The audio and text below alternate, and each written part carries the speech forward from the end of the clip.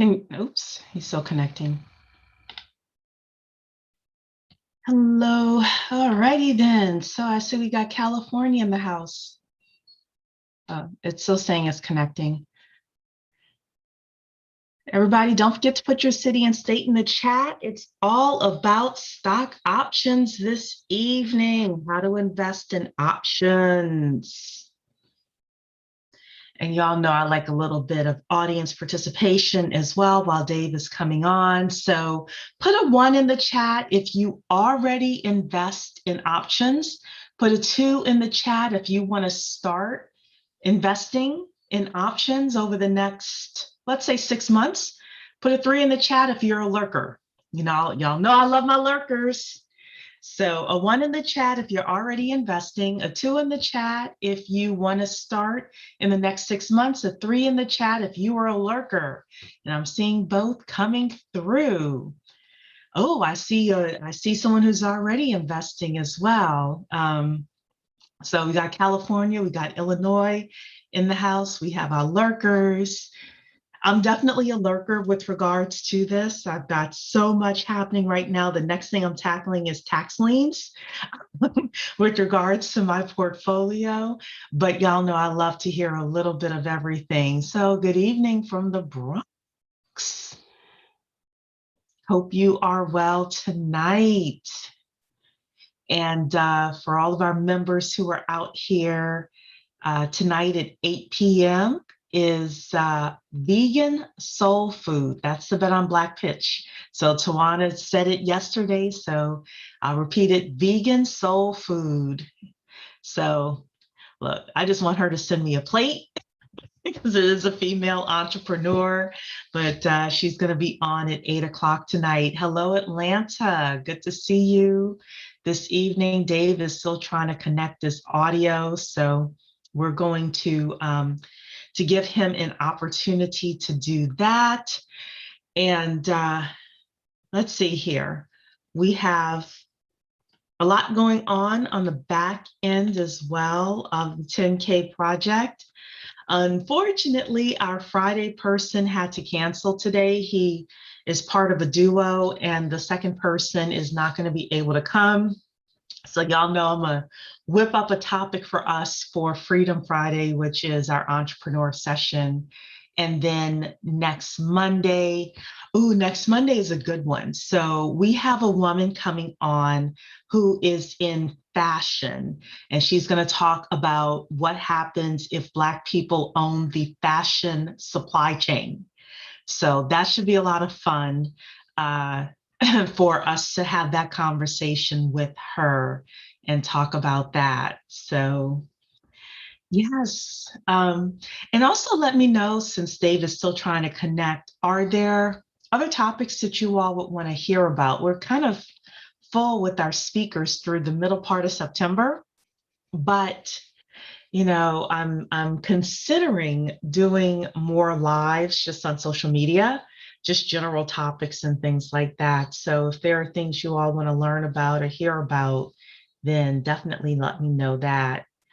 I'm gonna tell Dave.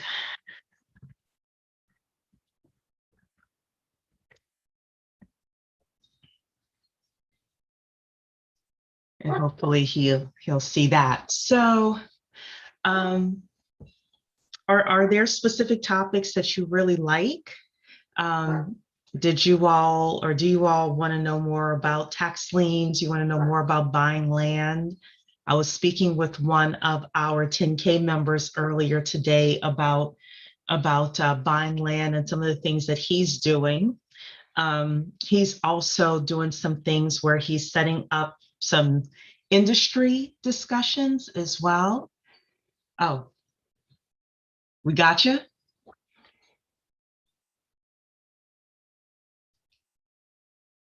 You can't hear me? I can't hear you either. It's saying you should be connected to audio. Let me see.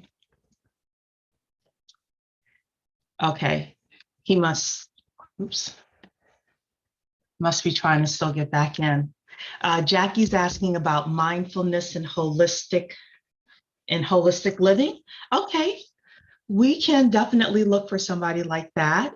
Buying land, Dexter is saying. Good, good. Yeah, the person I'm speaking with today, I spoke with earlier today, the member that I spoke with, he knows people who have land, but they need like additional people to surround them. So they're building these Black investor groups. I can't, you're on mute. Um,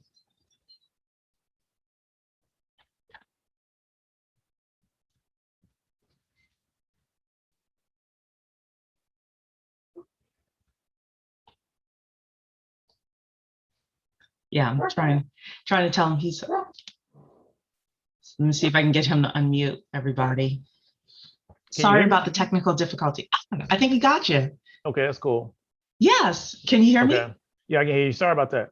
Okay. Yeah, you were on mute for like a little bit. So, Okay. alrighty then. So I was just warming everybody up here. We have people from all over the country: California, Illinois, Atlanta, New York.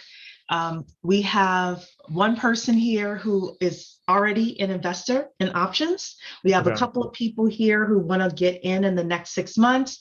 And then we have a couple of people who are what I call my lurkers. These are people that just like to know a lot about different things. And, you know, eventually they may come on board with you as well to learn about the options. So Dave, definitely want to welcome you here this evening. All right, thank you. I really appreciate you having me. And so I'm really enthusiastic about answering any questions anybody might have about the options market and how it can kind of help them get to what they desire in life. And so I'm really ready to go ahead and just start getting started. Fantastic. And I want to say hello to everybody on YouTube as well. So I Okay. am able to see you on YouTube. So you are able to add your questions there as well. And thank you for giving me the likes on YouTube. Really appreciate that. Okay, then. So the first question that we will ask for people who are not really sure what an option is, how do you define an option? What is it? Okay, so an option is really just how it's defined. It's the ability to do something or not do something. So when you say that you have an option to do something, if I say that you have an option to buy a car next week, it means that you can either buy the car next week or you cannot buy the car next week. You're not obligated or forced to take any action. So I would look at an option as just that was pretty much defined as that you have the ability or you have the choice to make a decision or to exercise a decision or not to. And so then from there, you can just determine which direction that you want to go in. Okay. And this is specifically in the stock market that you work in? Yeah, I mean, but we were asking for the definition of an option. So that's more of a general definition that I can just apply to the actual financial market. Right. So when you say the financial market, I just want to make sure you just work in the stock market, stock options, or do you do any other types of options? Primarily, it'd just be the stock market, but the concept of an option, I think, would apply to pretty much all the financial markets that deal with any type of securities, any type of equities, or maybe even also maybe futures.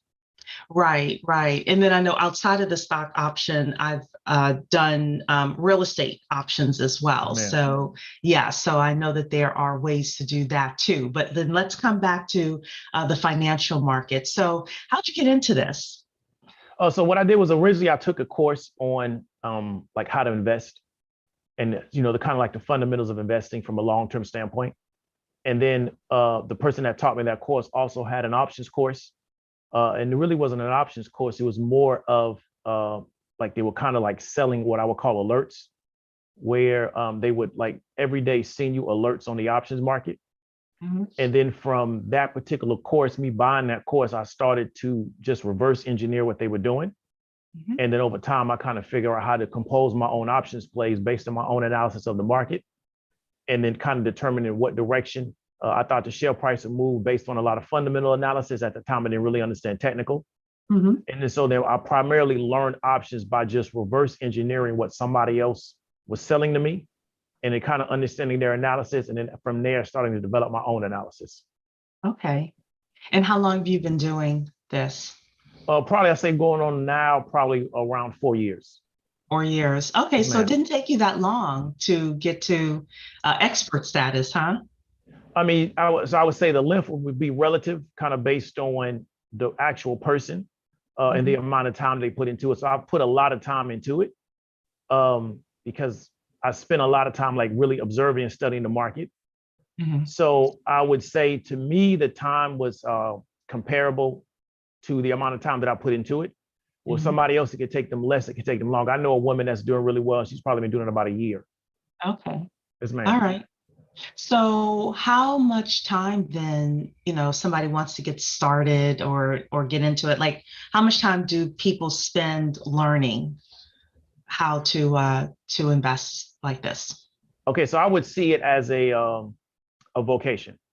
So as Yeah. opposed to seeing it as something that I want to do to maybe get an immediate result, I will look at Mhm. it from the standpoint of, let's say you want to be an engineer or you want to be an electrician or you Mhm. want to be a plumber. That's really what you do, as opposed to I do it to get a specific result and then I no longer do it after I get the result. So I wouldn't look at being an options trader as like a 60-day diet plan. So I think that offer is not going to be for the right person. I will look at it as a vocation. So then ask yourself then, what goal do you want to accomplish as a result of being involved in the options market? And then what amount of time are you willing to get to that goal? So how big is that goal to you? How important is it for you to get to that goal? Then how much time do you want to spend in an effort to get to that particular goal? And then That from makes there, sense. then you can kind of determine the amount of time that you need to put in to get to that goal. So I think to tell somebody, well, it can take 4 hours a week, well, I don't know what your goal is. So based on what your goal is and how important that goal is to you, then you Mhm. need to determine what commitment and what sacrifice you're willing to make to get to that goal. But to me, being an options trader is a vocation, it's a skill set. And like a lot of skill sets, they're perishable if you don't keep trying to figure out how to sharpen the skill set. Right, right. No, I like that. So, let's say that someone wants to make an extra 500 to $1,000 a month. Okay. What kind of process do you have them go through? Thinking about time commitment, resources, things like that. Can you tell us a little bit more about that?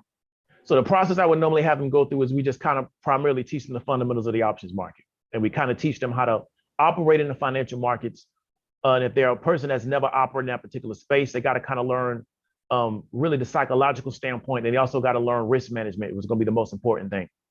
Then they got to kind of understand the market. So a lot of people, because of how they've been conditioned socially, they have kind of like a kind of like their brain kind of works around lack, and their brain sometimes works around desperation, and their Mhm. brain must sometimes work around feeling that they got to get somewhere faster than they should probably anticipate. Mhm. So when you get into the financial markets, you got to understand the amount of money in the markets is pretty much unlimited compared to the average person. So once you start to unravel a lot of the psychological conditioning, which is going to be a lot of times the biggest challenge, then you can start working on your path to actually making the money. So $1,000 a month in the market is nothing. And Mhm. I mean, nothing is relative, but you got to understand the New York Stock Exchange has a market cap at around $80 trillion. So if Mhm. you pull $1,000 a month out of the New York Stock Exchange, that's nothing. It's not even an account. It's less than a 1% accounting error. Right. So we have to start changing our conversations on what money and capital actually is, and understanding that the way we've been socially conditioned, what we think is money is really not a lot of money in this particular country, in this environment. So then once we get over a lot of those psychological conditionings, then the question always goes back to, what are you willing to do to get to the goal? So if you say you want to get to $1,000, okay, then what are you willing to do to get to 1,000? Because what you're really saying is, I want to make an extra 12 grand a year using my brain. Mhm. So how important is that to you? Are you willing to stick with the process? Because if you never operated in the financial markets, there's going to be a process in which you kind of have to immerse yourself in it to get up to a certain level of competency. So are you willing to go through that process to get to that level of competency, to get to that baseline $11,000 a month or $12,000, I'm sorry, $12,000 a year? Then you can now use it as a baseline to build up off of that. So it comes not back to how much would I tell the person they need to do. The question always is, are you willing to do what is going to be necessary to get to your goal?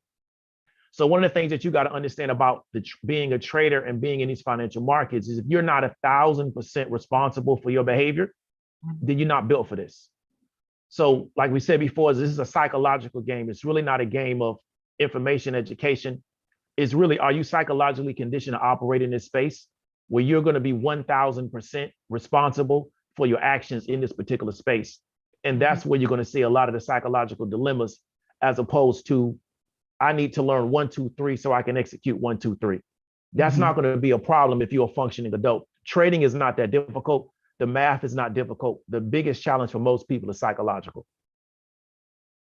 So I guess I was asking the question more so from the point of view of someone is working full time and they Okay. want to be able to do this, part time, right?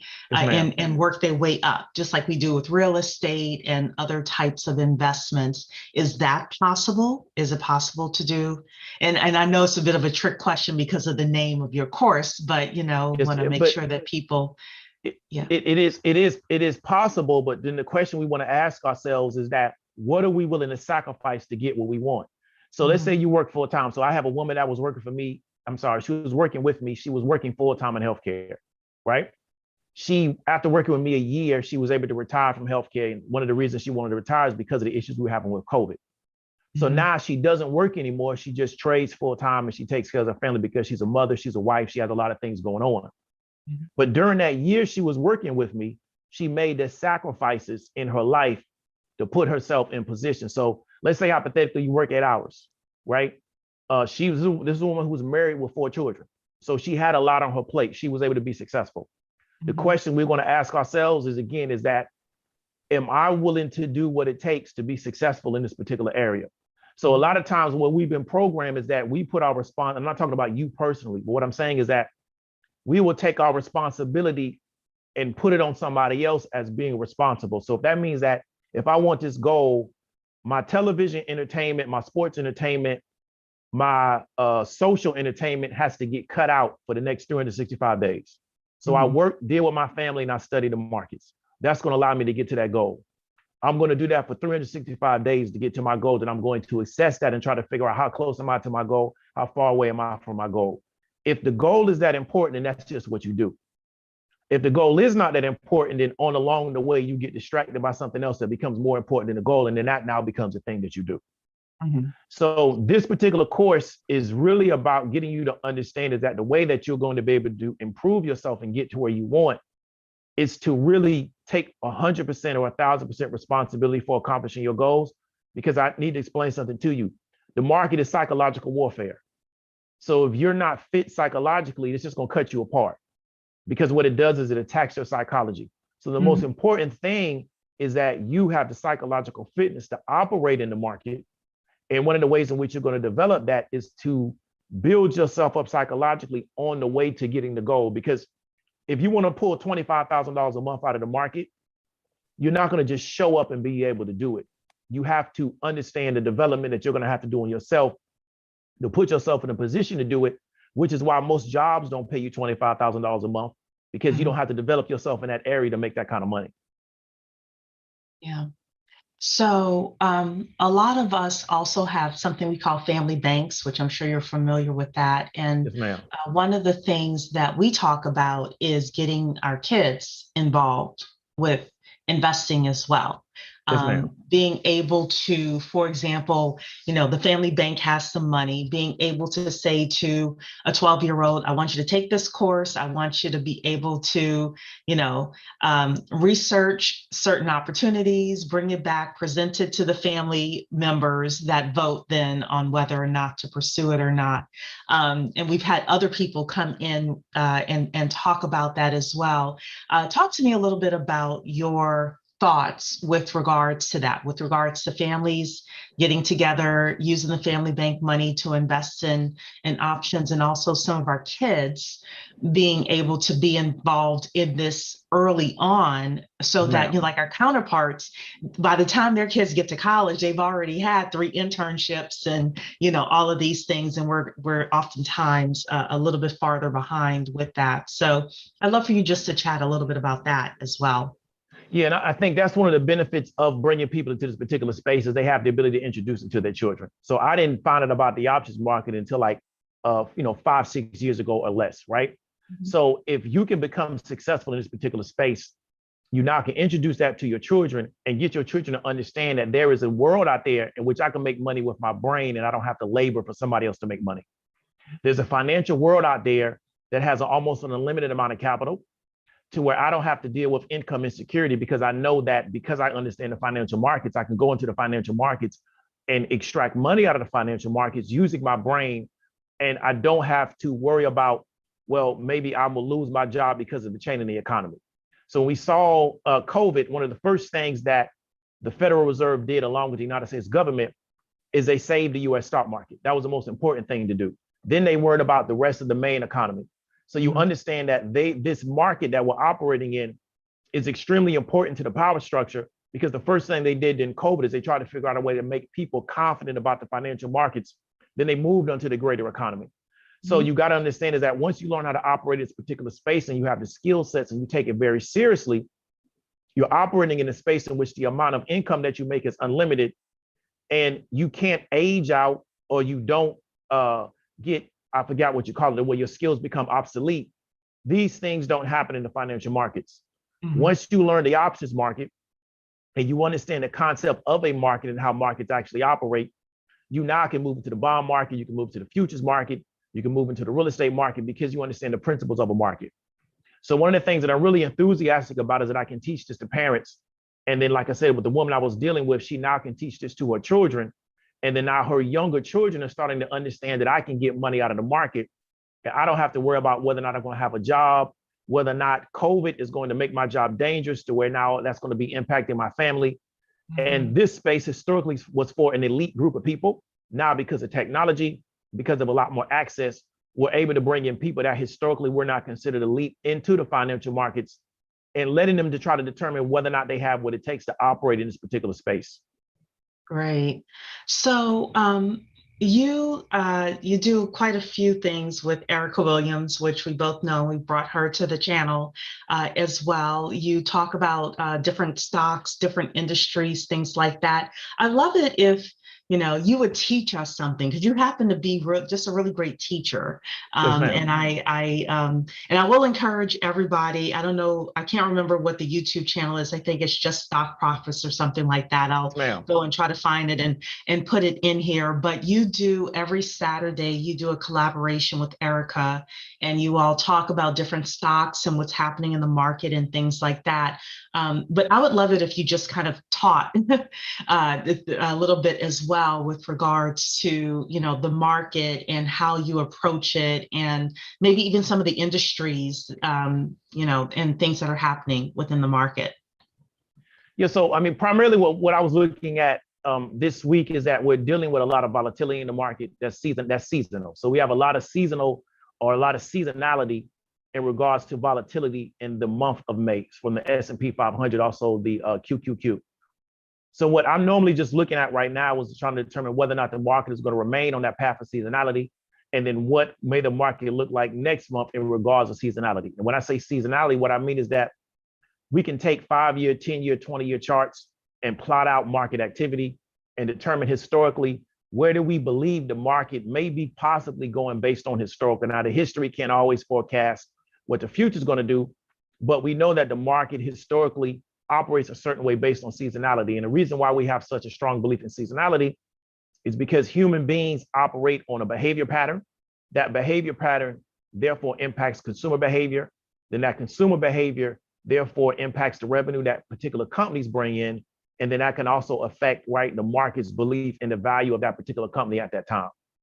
So because we understand that there's a pathway based on seasonality, then we can kind of observe where do we think the market is going to go based on seasonality. So right now, what I'm primarily doing is observing certain scenarios in the market, trying to determine whether or not it's going along the path of seasonality, maybe it's going outside of that. And then if I decide to make a play in the options market based on those patterns that I'm observing.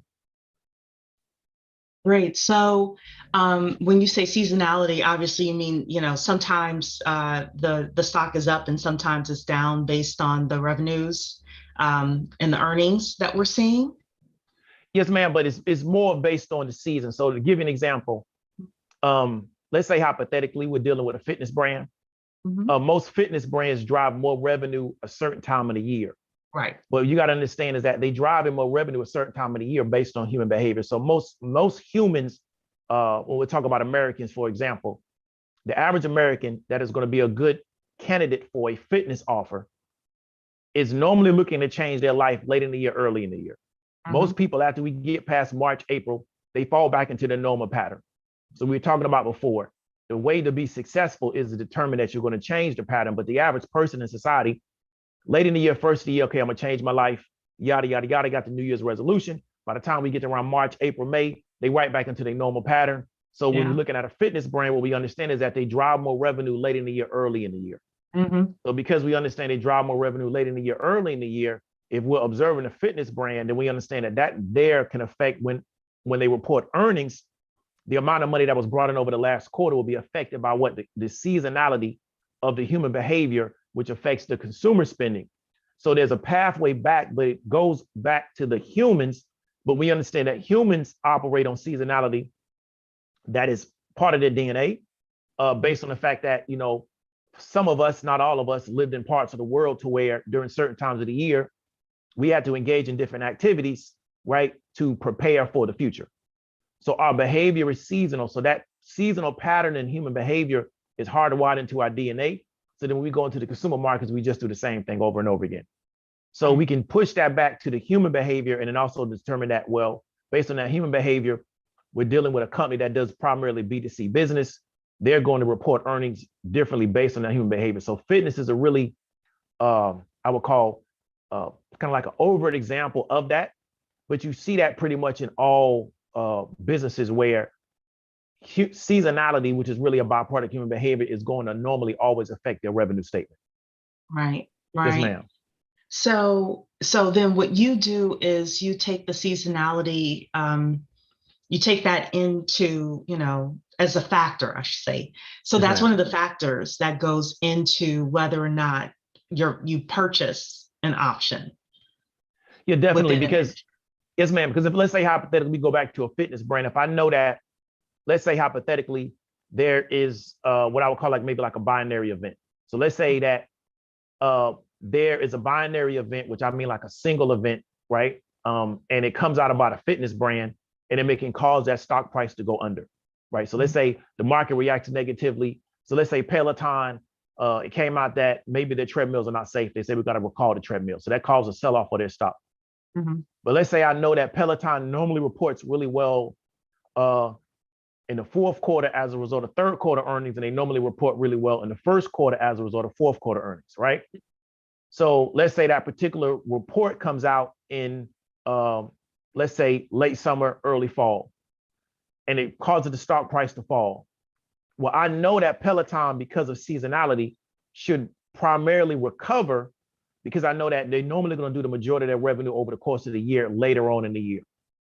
So then even if I see the share price fall because of that binary event, the seasonality of Peloton can tell me that, well, normally because they're going to report better at these particular times of the year, I can look at call options for the share price to move up, right, based on their seasonality pattern. And this comes from understanding the market, studying a company, understanding the company, understanding what that company actually does, and really taking the market serious and kind of understanding, you know, what will move share price, right? And then just doing analysis based on that. And then essentially having a lot of conviction that the share price is going to move in a particular direction based on your analysis.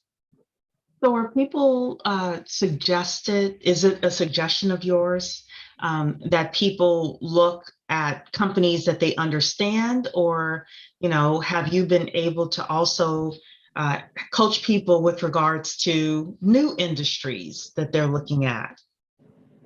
Yeah, but I mean, really what I would tell you to do is pick a company that you don't mind doing research on. So it doesn't have to be something that you primarily have knowledge of. That may be easier for you, but at the same time is that if it's a company that you decide that you want to learn more about, the information about the company shouldn't be so boring that you don't want to do research. Got it. So I would tell you that don't pick anything to where you're going to be so bored by information about the company where you're really not going to do research. So, I mean, the pharmaceutical space is always very hot, but some people, if they have to sit back and read about what that pharmaceutical company's doing, the medicines or the particular research that they're doing, because they hate that space, it's going to be very difficult for them to absorb all that information because there's a lot of information that you got to read. You got to understand FDA regulations, yada, yada, yada. So if you know that that's going to really impair your ability to do that level of research that you're going to need to do to be successful, then I would tell you don't do it. That's interesting. Okay. So you've also talked a little bit about the cannabis industry as well. Yes, ma'am. What are some of your thoughts with regards to that industry? And anybody who's watching on YouTube and Zoom, if you have an industry you want to ask Dave about, put it in the chat so that we can ask him. So, I mean, the cannabis industry is an interesting industry. I just think the biggest challenge that they have is they're not federally regulated, not even federal. I don't know the proper legal term. It's not legal federally to sell cannabis inside the United States. Right. So that's the biggest issue. So because it's not legal federally to sell cannabis inside the United States, they're not bankable because no bank's going to allow you to take their money because essentially that's money laundering. So the problem with them not being bankable is that how do they expand business? How do they get credit lines, things of that nature? And then when are they going to be able to get federal approval to where now they're bankable? And I think them getting federal approval is really going to open the door for a lot of major investment in those particular companies. Right. Well, they're getting major investment anyway right now, but you're right with regards to them not being bankable. But I think there are some other solutions that have come out as well, you know, with regards to that industry. So I think the cannabis industry is interesting and it's kind of a one-off. Blue chip stocks versus small cap. Are people, you know, do you suggest people stick with blue chip, you know, with big companies, or can they dip into the more volatile small cap stocks? From an option standpoint? Mm-hmm. I mean, I just think it depends on your understanding of the company and also your budget. So sometimes when we're looking at some of the blue chip stocks, the options contracts can be much more expensive. And sometimes it has to do with the price point of the company, the share price of that particular company. Sometimes you're looking at smaller cap stocks, the options contracts can be a lot less expensive. But those companies also, like you said, can be more volatile. So you just have to really understand the spaces you're operating in. So I would tell people, don't get really fixated on the actual company. The opportunity can be there. It's just, you just have to have a really solid understanding of what's going on based on your own perspective. And then once you put your perspective out in the market, then you can find out whether or not you're right or you're wrong based on the results that you get. Right. Yes, ma'am. That's interesting. Okay. Because I know some people will only do, you know, Fortune 1000 blue chip stocks, and then other people will really, if they find a company that they're really passionate about, that's a smaller cap stock, they really get into it. So, and there can be some great gains there as well. So I've seen both sides. So yeah, definitely. Last industry I'll ask you about, everybody, again, if there's an industry you want to know about, you know, put it in there. Let's talk tech. Apple, you know, Netflix, like I know tech has a lot of different tentacles, but, you know, Facebook, all of those things. What are you seeing in the tech space? I mean, what you've pretty much been seeing over the past, I want to say since top of the year, is a rotation out of tech. So tech pretty much, and what we're calling tech and what people call really like the FANG stocks, which I think is Facebook, Apple, Amazon, Netflix, Google, pretty much was holding up definitely holding up the NASDAQ, but also holding up the S&P as a result of COVID. And so what you saw was that they had a really, really strong run. Now what you've seen pretty much since the top of the year is a lot of money has been moving out of those particular areas and be going into other areas, right? And so what we're seeing is that tech is somewhat, I wouldn't say bleeding off, but a lot of the top has been taken off a lot of these companies because it's just a way to get the money and put into another area where you think you can get that growth. So I think a lot of people had this anticipation because tech did so well over the last year is that you're going to get these outsized returns year after year. This really doesn't meet, if you look at, like I said, understanding seasonality and also the historical pattern of these companies. If you look at the Facebook or the Apples or the Netflixes and you understand their year-to-year returns, we know that 2020, a lot of them really gave out outsized returns based on their historical pattern. So it was going to be difficult for them to maintain that. Yeah. So that's what we're seeing in tech. With these big super companies are still going to be viable places to put your money because they're very well-established companies. But what a lot of people are running into is a lot of the smaller cap tech where they think they're going to have the explosive. So they're calling these like growth companies. That's fine. You just got to understand that a lot of the outsized returns that you're seeing are not necessarily going to be sustainable. So you should anticipate that. You should not anticipate that year to year. Right. Forever and ever. Yeah, Yes. absolutely. So Sharnetta is asking about the plant-based food market. That's a good one. So Beyond Meat, Impossible Burger, all of those plant-based foods. Yeah. So, I mean, I would tell her to look at, when you're looking at a company like Beyond Meat and also Impossible, really understand the company, understand their really, I would call their fundamental analysis. What are their cash flows? How much revenue they bringing in? With a company like that, the biggest issue is going to be I would call product placement from a retail standpoint. Because when I go to the stores, I see Beyond Meat with, and also Impossible with the regular ground beef and ground meat. Mhm. So that's going to be a biggest issue, because you understand you got to buy that space in the stores, and then if you're not driving sales, they will get you out of that space and put somebody else in there that is actually driving sales, because that space is very, very valuable inside these particular stores. Yeah. So I would ask you to really dig deep into their fundamental analysis. Also listen to their earnings calls, understanding where they're going as a company. What I would guard people away from is trying to jump on what I would call the hot trend. Mhm. So just because, Beyond Meat came out of the gate as an IPO, it shot up really, really hard. And it's kind of swung back a few times, but it's nowhere near where it came out at. And it's because it was really hot, but then over time, it started to kind of sell off.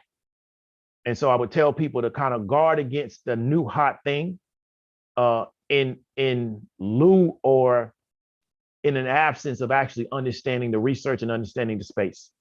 So your analysis of a company doesn't have to match mine, but I would always ask you to make sure that you've done a lot of research on it, especially before you start putting money behind it, just because it's something that they're talking about. It's something that I do teach in the course is about the IPO process and getting people to understand that the IPO is not necessarily for you to make money. It's for the initial investors to exit through via the public markets. Right. And you really got to understand that. Right. I know with like Beyond Meat and Impossible Burger and those things, the frozen section of the grocery store is the most expensive. So, when I go, because I buy Beyond, Okay. and when I go, it's in the frozen section, and they actually are placed in two different places now. They're in the meat section, but Yeah. they're also with the other plant-based foods as well. Because some people, will go one place for looking for it, and other people will go like the other location. So they really end up being in two different places, at least in the bigger supermarkets that I go to. The other thing is, I know that now they're starting to get deals with fast food chains as well. So, they're really expanding to, I think Burger King has them. Yeah. And I know that some of the high-end restaurants are serving it as well. They're making, meatloaf and stuff like that. So their product placement has been very interesting. Now, I agree with Dave, do your research and, don't just jump on it. But they seem to have been able to penetrate some interesting areas. The other thing I will say, as somebody who eats, that is, we don't really know what's in it. So there may come at some point, some sort of a backlash. I'm jealous of anybody who actually eats like real chicken and things like that. I don't, for health reasons, but at least what's in your chicken. So you just want to be careful of any kind of backlash that could potentially happen too. So I say, do your own due diligence. The other one is going back to tech. I think about Zoom. For example, we're on Zoom. So I've been on Zoom for about 4 years now, and I had no idea that it was a public company until the pandemic. And then all of a sudden it shot up, and I'm like, oh, if I had known, I would have bought some Zoom stock Exactly. But now it's starting, at least the last time I heard, it's starting to go down again because fewer people are starting to use Zoom, or fewer people are using Zoom now that we're starting to get back into the classrooms and into official workspace. So, Dave, I don't know how you want to address that, but I just think about that when you talked about not hopping on the latest trends, but really understanding the companies and understanding the revenue cycles and the dynamics that they have. So throw that to you. Yeah, definitely. And Zoom is something I've talked about to where I thought that uh, probably their best year over this decade will probably be 2020. Mm-hmm. So before COVID hit, I don't know, they probably were trading at maybe $100, maybe a little over, maybe a little under. They shot up at one time to like maybe I think almost $600. And they've been falling down since then. The biggest challenge with Zoom is that, well, once everybody has it, now what? Mm-hmm. So when you don't have the ability to, your actual product, I'll call it your product offering is very narrow. Once you saturate a marketplace with your product, then what do you do after that? Well, the only thing you can do now is maybe raise the cost or raise the price of your product, but you don't have anything else to offer people. Right. So once everybody jumped on Zoom as a result of COVID, now what do? Mm-hmm. So when your share price moves up really, really rapidly as a result of becoming necessary, your share price is probably exceeding your sales by a few years. The problem is it doesn't have any place else to go but down. Right. So when you're looking at a company like Zoom, that was the issue, is that they became very necessary as a result of COVID, but they shot up so fast. Now it really doesn't matter what your earnings is now, because you're so far ahead of your sales, you don't have anywhere else to go back down. So what I think Zoom's probably going to do is go back down, settle, consolidate, and then eventually work its way back up over the next few years. Mm-hmm. So I see them continuing to fall. It's going to be very interesting what their next earnings is going to be. But with Zoom, the biggest question is, one, there's no moat around the product. So what they're, this particular type of product that we're on, there's nothing that anybody else can't do to copy this product. So then the question is, what do they have from a moat to where they keep their customers on Zoom? Is it some type of switching cost? People that understand business know what a switching cost is. Mm-hmm. Is it some type of customer loyalty that can become a switching cost? Kind of like similar to what Apple has with their customers. So without that moat, there's nothing stopping me from saying, okay, I'm gonna be on Zoom today. Tomorrow I'm gonna be on Microsoft Teams. The next week I'm gonna be on Skype. The week after that I'm gonna be on Duo. There's nothing keeping me on Zoom. So I'm normally on YouTube Live, and I don't know what the other one is, Stream. Now today I'm on Zoom. So you see I'm jumping all over the place, because it doesn't matter to me as long as I have the ability to communicate using a particular type of platform. Right. So that's the biggest challenge, is that how do they keep people in the particular ecosystem? And one of the ways you do that is you make it to where it's going to be a high switching cost for them to switch to something else. You create some type of brand loyalty, and then also you have another product to offer them. So they get product A. How do we now sell you product B and make you believe that that's essential to get what you desire? And Zoom has not really shown that that's what they have the ability to do. And one of the reasons is because they just blew up so fast. Once COVID hit and everybody had to get them, you now got to concern yourself with fulfilling that particular need. And I don't think they thought, well, let's try to figure out how we're going to add another product to our product offering, to where we have a whole ecosystem of products like Microsoft Teams has. Right. Yes, well, I mean, ma'am. Microsoft also was built differently, different base product, different time, all of that. So, well, I definitely want you to give you an opportunity to talk about your course again. Okay. And everybody, it is in the chat here on YouTube. You're able to see the course. We're going to put the link into it again. But why don't you tell everyone again a little bit about your course and why they should participate. And I know you have a VIP thing going on as well. So you could talk about that too. Okay. So, I mean, the reason why we created the course, we call it the highest paid part-time job in the world. And the goal is to really empower you with the understanding of how to operate in the financial markets, but primarily options market. Is for people that are not satisfied with the income that they're bringing back from their 9-to-5 job, and to put you in a position by teaching you how to be an options trader, how to successfully operate inside the options market, and to make your income going to be a base, let's say $2,000 a month. And we believe that once we can get you that baseline $2,000 a month, which is around $20,000 a year, right? One, it'll change your life, it will empower you, and it will give you a baseline to operate off of, right? So we do that with our core course. The core course pretty much provides is it's a self-paced learning. It's really much based on video modules. You have an hour of one-on-one consulting with me. We also have a Discord group for community.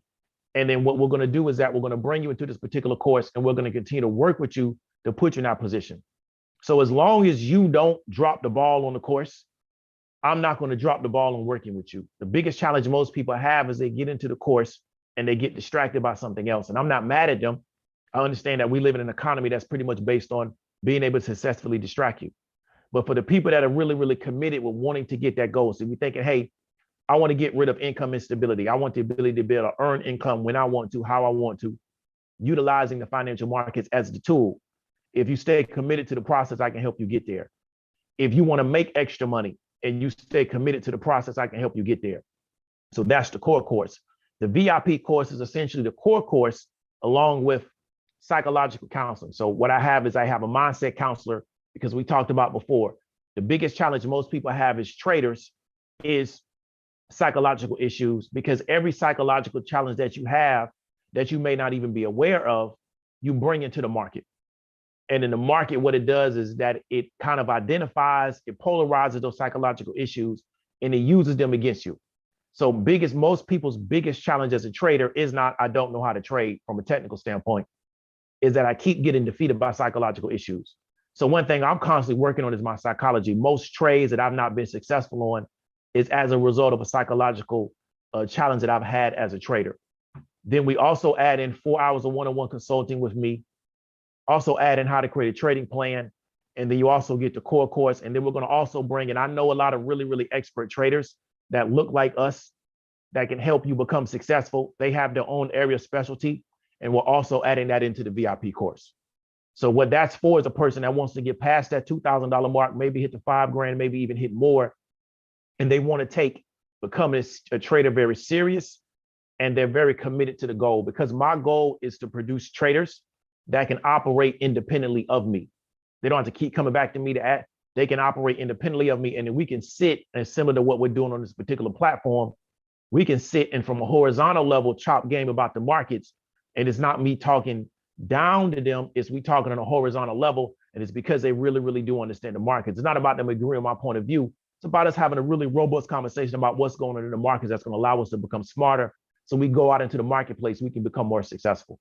Yeah, I mean, that whole peer-to-peer thing, I think, is so important. And, I'm definitely a fan of that personally. And I would love to get to a point where I can have a close enough circle where, somebody comes with a real estate deal, like who's an expert in that, Yes, or a ma'am. logistics company, or, the tax liens and all of that. And then I can do what I do best. And we're able to, we still trust but verify, but we're all able to kind of cross-pollinate Yes, as ma'am. well. So, that to me would be an awesome time if I know we can do it, where we can have these groups of people come together in order to do that. And that way we all can have diverse portfolios as well. So I'm so grateful to have you here, Dave.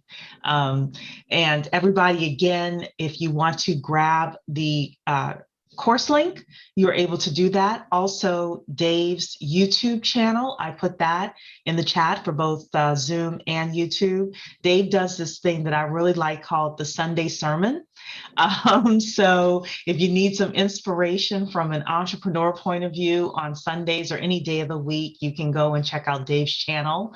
And he also, on Saturdays, he does his stock market update with Erica Williams. So you're able to check that out as well. I put that in the chat as well for everybody. So any final words, Dave? Yeah, I would just tell people, and I understand what you're bringing to the table from a long-term investing standpoint, is really take the markets very seriously. They can change your life. Whether you never take an options course with me, understand the power of the markets, understand the power of the financial markets, and how they can change your life and how they can not only benefit you, but also benefit your children. It's something I came into very late. And if I would have come into it a lot earlier, I would be have a large degree of financial success, but it wasn't something that was talked about in my family. So I didn't know anything about it. I just knew how to work and make money, start a business and make money. I didn't understand how to make my money work for me. And I didn't understand the power of the financial markets. It was not something I was really exposed to. So regardless of whether you move with me or you move with somebody else, but I would tell you to take this space seriously. Try to take a year to 2 years and just focus on getting success out of this space. And you'll be very surprised with the results, because what'll happen is everybody else will get distracted. They get lost in the sauce, and you'll be able to get success by focusing on this particular area. And then you can now use it as a platform to build out to what else you want to do in your life. But I'm here to tell you again, the amount of money in the markets is essentially unlimited, especially now in this era where we're doing it with a massive amount of liquidity in the economy. So it's not going to run out of money like your job. So there's no going to be any cap on how much you can make. So I just want to really encourage everybody, take this serious and really don't disregard it because it may be coming to you without a lot of effort on your part, and take the information and actually apply it and try to get the best you can get out of it. Perfect. Thank you, everybody, for being here. Thank you, Dave. And I hope to see everybody at 8 o'clock for the Bet on Black pitch. Take care. All right, talk to you later. I appreciate it.